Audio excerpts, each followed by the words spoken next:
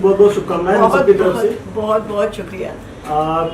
देख रहे हैं कि आपकी पार्टी में ज्वाइन करने से एक नया उत्साह युवाओं में ज्यादा देखने को मिल रहा है, तो पार्टी कहीं ना कहीं सड़क से लेके हर जगह एक्टिव नजर आ रही है और महिलाएं जुड़ती जा रही हैं, क्या कहेंगी? बहुत सही बात है। मुझे लगता है शिवसेना की सबसे बड़ी ताकत हमेशा से ही उसके शिव सैनिक, उसके रणरागिनियाँ, जो लोग उनके लिए काम करते हैं, जुड़े हुए हैं बरसों से, मतलब जैसे पीढ़ियों से शिवसेना से जुड़े हुए हैं, हमेशा से वही रही है। तो मुझे बहुत खुशी है। मैं अपने आप को बहुत नम्रता से कहना चाहूँगी उन सबका बहुत बहुत शुक्रिया कि उन्होंने मुझे इतना मान सम्मान दिया है और अपने में से एक समझा है। युवा ताकत जहां होती है, कहते हैं कि सत्ता उसी की तरफ जाती है। आप युवाओं में जोश भर रही है अलग अलग कार्यक्रमों के माध्यम से। ठीक एक साल बाद, यही जनवरी फरवरी, एक साल बाद मुंबई महानगर पालिका चुनाव है। इस पूरे एक साल में हम आपकी भूमिका किस तरह से देख रहे हैं? मुंबई महानगर पालिका के लिए मेरी अलग से भूमिका दरअसल करने की ज़रूरत नहीं पड़ेगी, क्योंकि मुंबई महानगर पालिका हमेशा से ही शिवसेना की रही है और हमेशा से के लिए ही शिवसेना की रहेगी।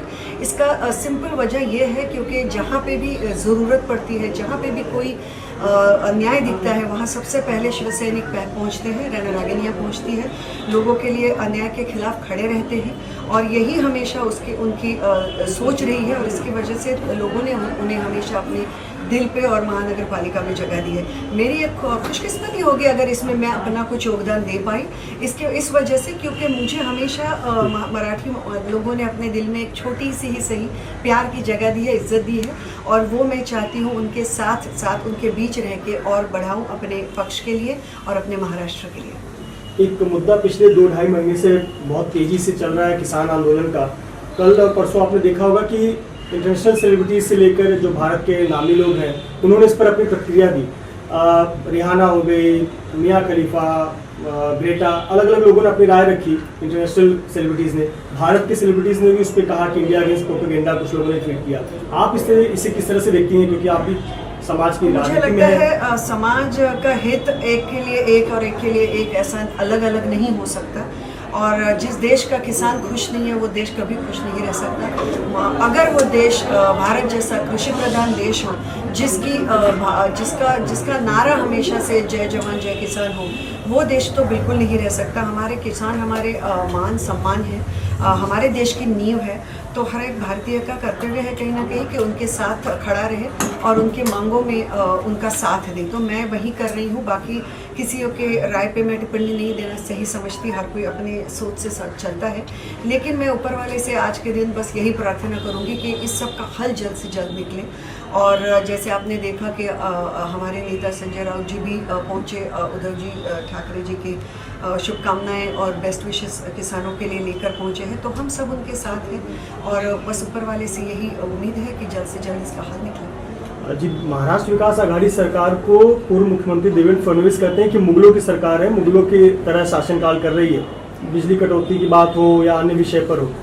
मुझे लगता है कि जो पूना में जिस विषय में उन्होंने मुगल राज का वर्ड यूज़ किया, वो जो शार्जिल नाम के जिस शख्स ने जो शब्द इस्तेमाल किए वो काफ़ी दुर्दैवी था, गलत था। किसी भी धर्म के ऊपर जब आप भाष्य करते हैं तो आपकी भाषा बेहद महत्वपूर्ण मानी जाती है।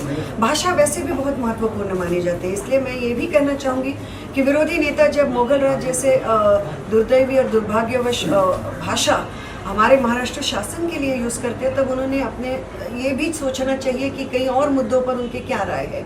मसलन के तौर पर जो केंद्र में आज हो रहा है, 60 दिनों से ज़्यादा जिस तरह किसान ठंड में मरकर अपनी राय रख रहे हैं, उनके लिए बैरिकेड लगाए जा रहे हैं, कीलें लगाई जा रही हैं, उसके बारे में फिर उनके बारे में क्या राय है।